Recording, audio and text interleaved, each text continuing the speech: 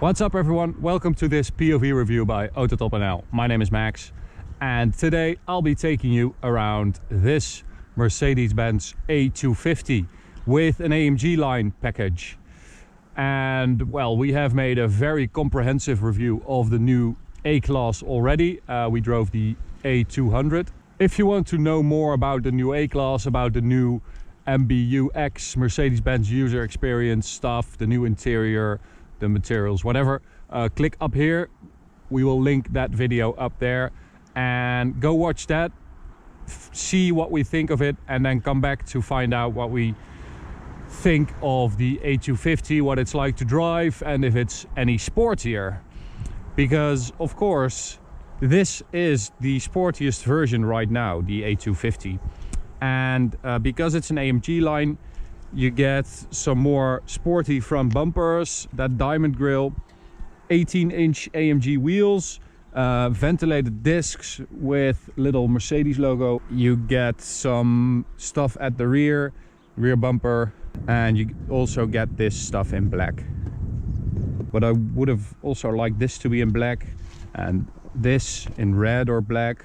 It's a bit too chromy for me, but there it is. It's Jupiter red, which I think is quite a fun color for an A-Class. Something different. And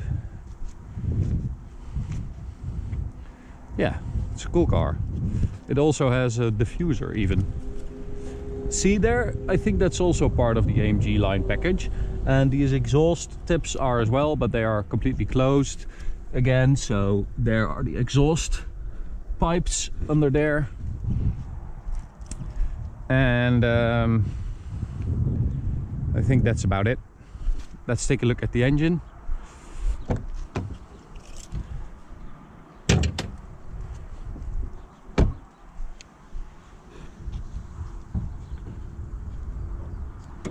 Ooh, that's hot. There it is. 2-liter 4-cylinder turbo engine with 224 horsepower and 350 newton meters, which is up from 211 horsepower and also 350 newton meters in the previous A250. And as I said, for now it's the most powerful one you can get in the A-Class.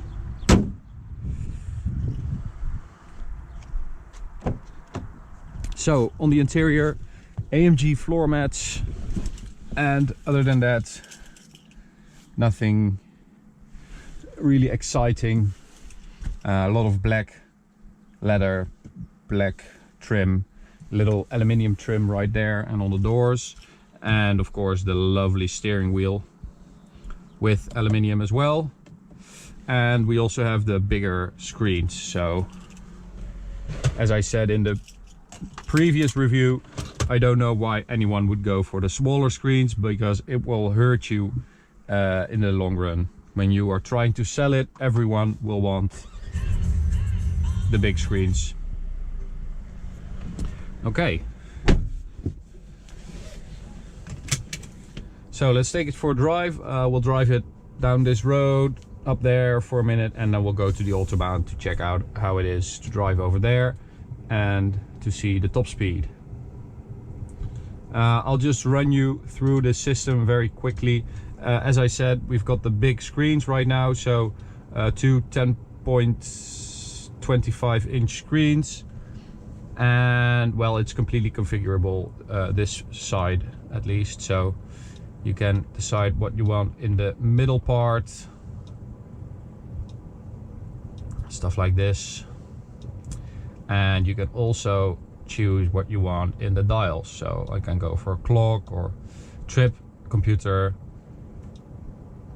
radio, and the regular one. Let's go for this one. And we can do the same with the rev counter. So your cruise control, fuel economy, navigation, G meter. And this one, we've got a touchpad right here, and you can use that to operate this system, which is quite good, I think, and the screens and the systems are really, it just looks very good. Only this freaking system, active lane departure warning slash assistance, because it actually really, it's like a nanny system. So anytime you get close to a line, it starts vibrating in the steering wheel, and when you go over that line, it will brake on that side. When you go over the line on this side, it will brake, and the steering wheel will vibrate, and it will just scare the hell out of you. It is really not great. And worse is that every time you start the car, the system is on. So every time you have to switch off the system, which I think is a drag. Okay, let's go for a drive. Okay, but before we go, I just heard something weird.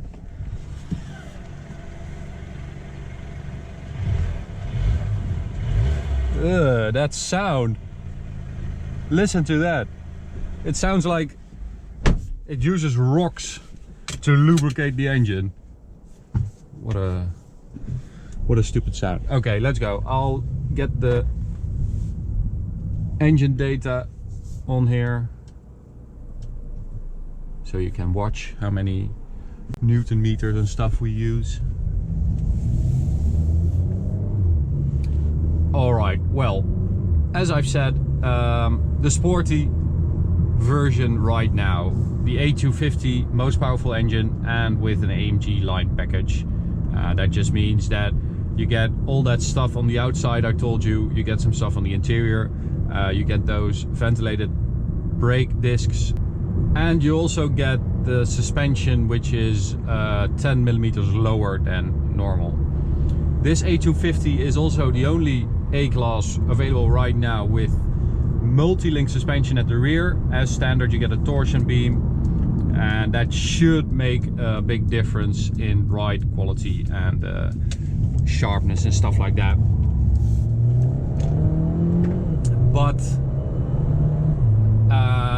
there is nothing about this car that is sporty apart from its wheels and the floor mats, which say AMG. I mean, this chassis is so floaty, it is super comfortable. It is very clear that Mercedes has really...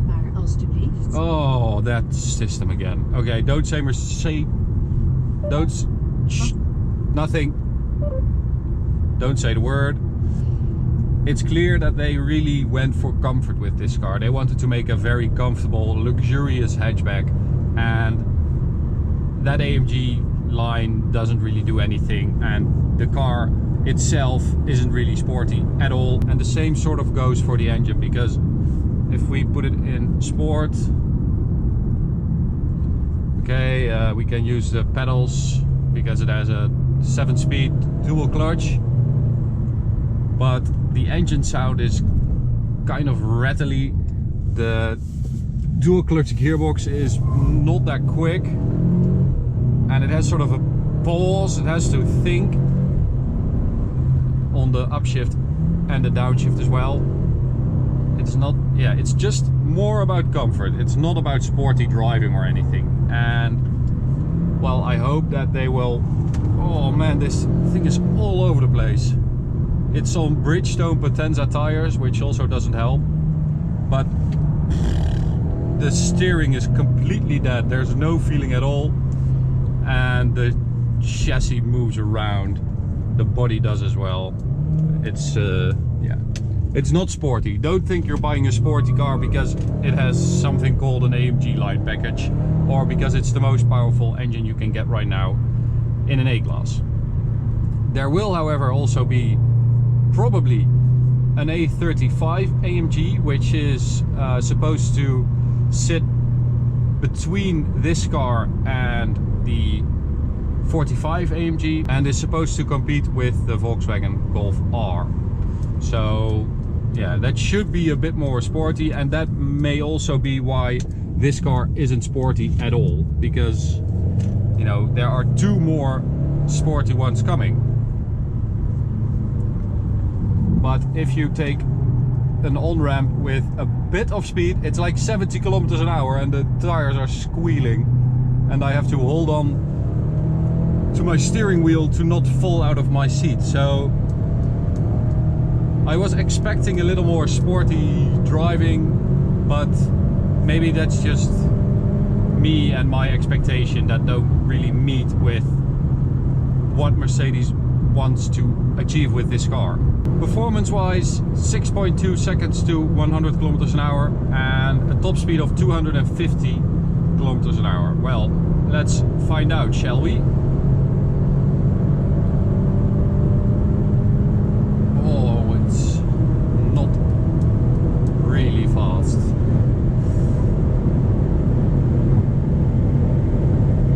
Of course, it is a lot faster than the A200 we drove, because that had a 1.33 liter engine with 163 horsepower. So it's definitely quicker than that. Oh, the engine doesn't really feel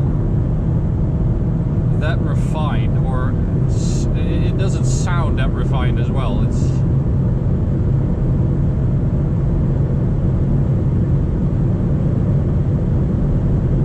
Which doesn't really fit this car, because they want to make this car as comfortable as possible, and it is super comfortable and quiet and smooth when you drive it, you know, regularly, slowly. But once you start going at it, once you start, you know, building the revs, it's not that nice. And the same goes for that A200 engine, which was fine if you drove, you know, like a regular person, but once you started driving it a bit quicker, it started to disappoint a bit.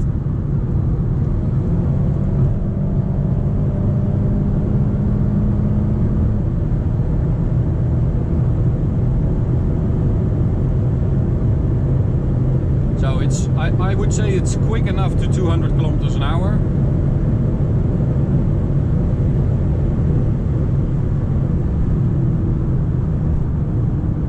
And I would like to see how long it takes from 200 to 250, but we need some more space.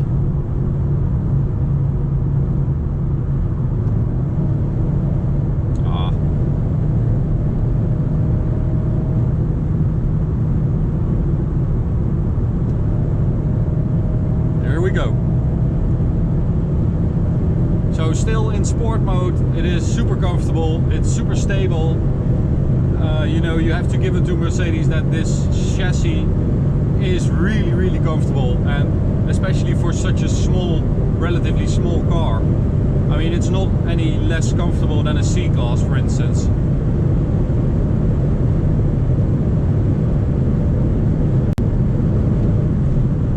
That was 243.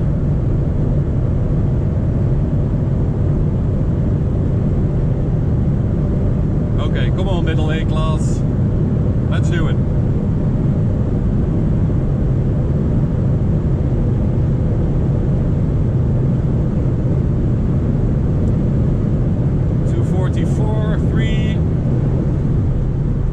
Ooh, that's weird.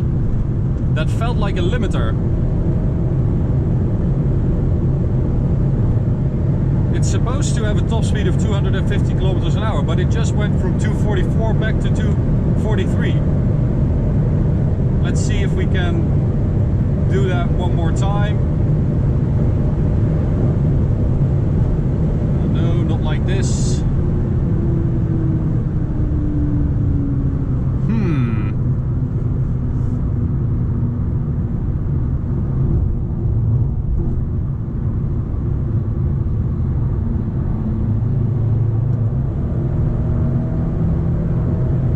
Gearbox isn't that quick on the kickdown as well. It's not the dual clutch I'm used to.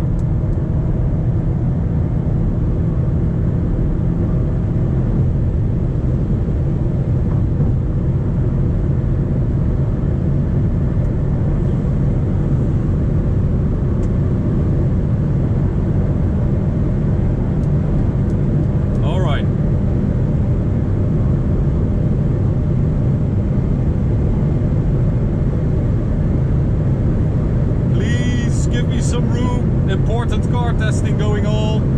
244. It shifts up and goes down to 243, back up to 244. I'm 100% sure that's a limiter. That is very weird. So either Mercedes have lied about it and just said, well, okay, we needed to have a top speed of 250 kilometers an hour and no one is going to reach it because it's so slow and you need so much empty autobahn for it. But the top speed is definitely not 250 kilometers an hour. It is 244 and it's limited. So I don't know what's going on there, but that's not what we're used to. And normally, you know, the top speed is 250 and then it will do 255 or 256 on the speedometer, and it's 250 kilometers an hour GPS speed. So this is really weird because this is actually like 240 kilometers an hour GPS, so real top speed. So that's really weird, and that's not what we like, of course. And we're back in the Netherlands, so we have to slow down again, and that's also my cue to end it. To summarize, if you want a sporty A-Class, you have to wait for that A35 if it's coming, or even the A45, the real AMG models, because this is super comfortable and it's super luxurious and it looks kinda AMG-ish cool, but it's not sporty at all.